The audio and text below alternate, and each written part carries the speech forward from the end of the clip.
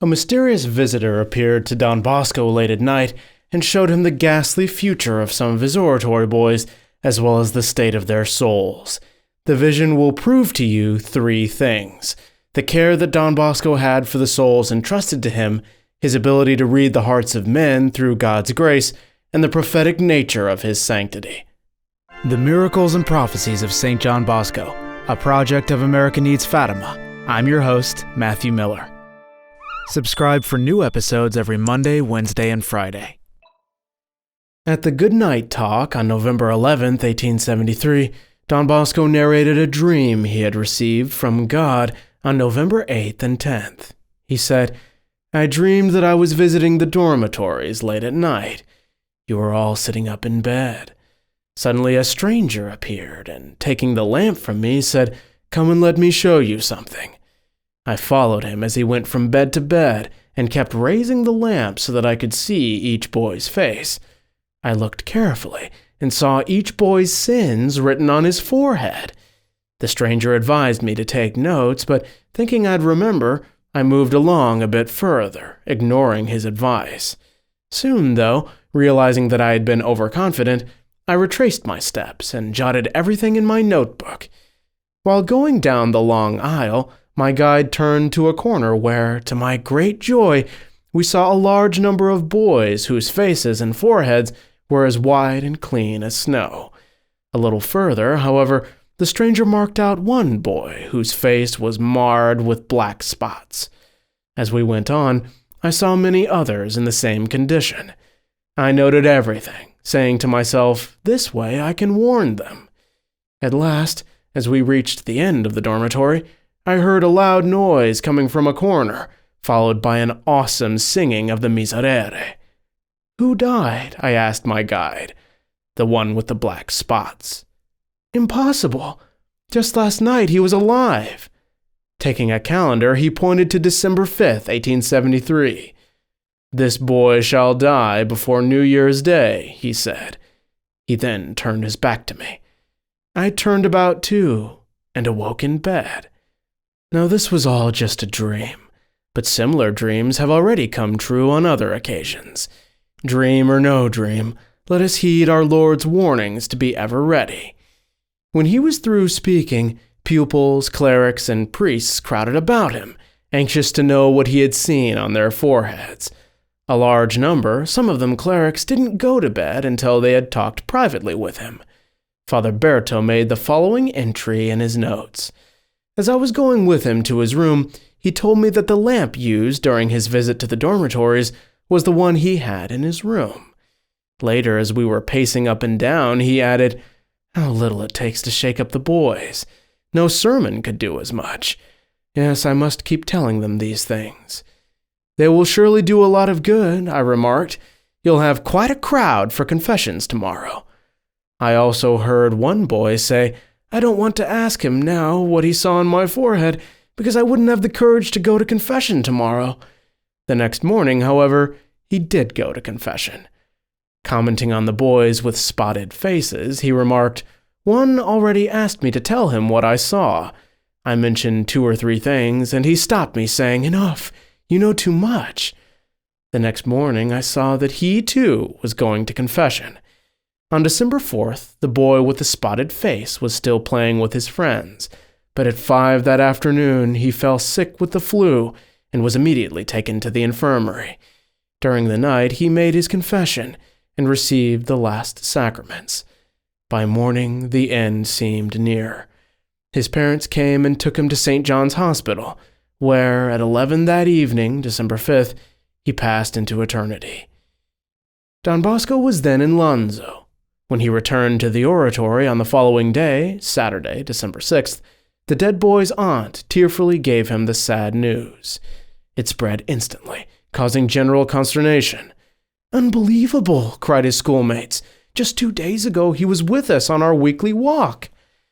At the Good Night Talk, Don Bosco comforted them and told them that their schoolmate had made a general confession even before falling ill.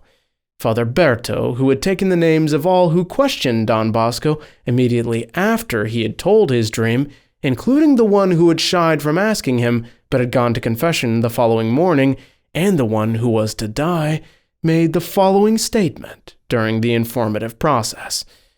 On the evening of December 7th, 1873, I accompanied Don Bosco to his room and then asked him to tell me confidentially how he was able to read the boys' consciences, especially their sins.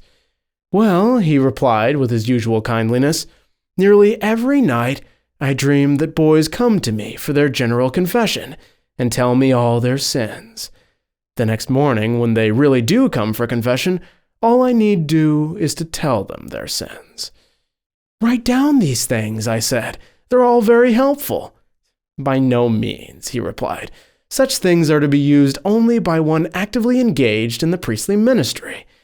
One might add, and only when this priest is one favored by God with such charisms. He narrated a similar dream, a visit to dormitories, the singing of the Miserere, and an imminent death also to the boys at Lonzo on a visit to them that month. Charles Baratta, who had arrived in Lonzo only a few days before, recalled its every detail many years later to the director, Father John Baptiste Lemoyne, who had taken no notes of it until then. On this occasion, he jotted down the dream as follows. It seemed to Don Bosco that a mysterious youth took him into one of the dormitories while all the boys were asleep, and, holding a candle up to the boys' faces, made them known to Don Bosco. The first ones had clear foreheads, whereas others' foreheads were marked by either one or two black lines, symbolizing venial sins. Other boys' faces were either shrouded in fog or shadows, or completely blackened by mortal sins. Don Bosco took pencil and paper and jotted down their names and appearance. Hardly had he reached the end of the dormitory when, from an opposite corner where all the boys were unmarred in their looks, he suddenly heard the chant of the Miserere. "Why the Miserere?" he asked his mysterious guide. "So-and-so died on such and such a day," was the reply. "But how can that be? He was alive only a little while ago. In God's sight, the future is like the present." Don Bosco concluded that this death would happen within a month, but though he didn't disclose the name, he exhorted all to be ready.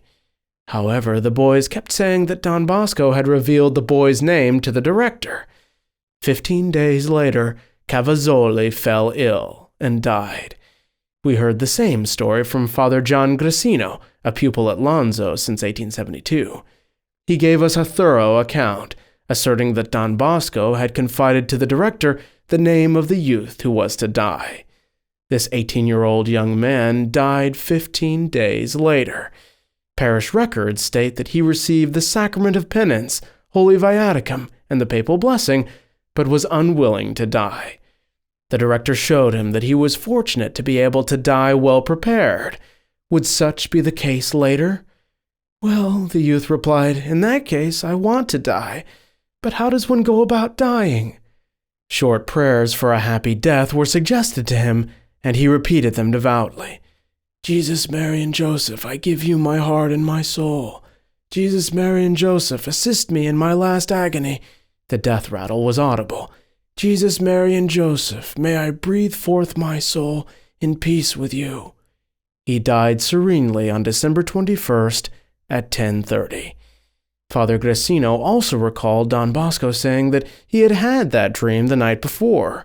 Nor should this be surprising, since he himself used to say that nearly every night he dreamed of his boys making their confession to him.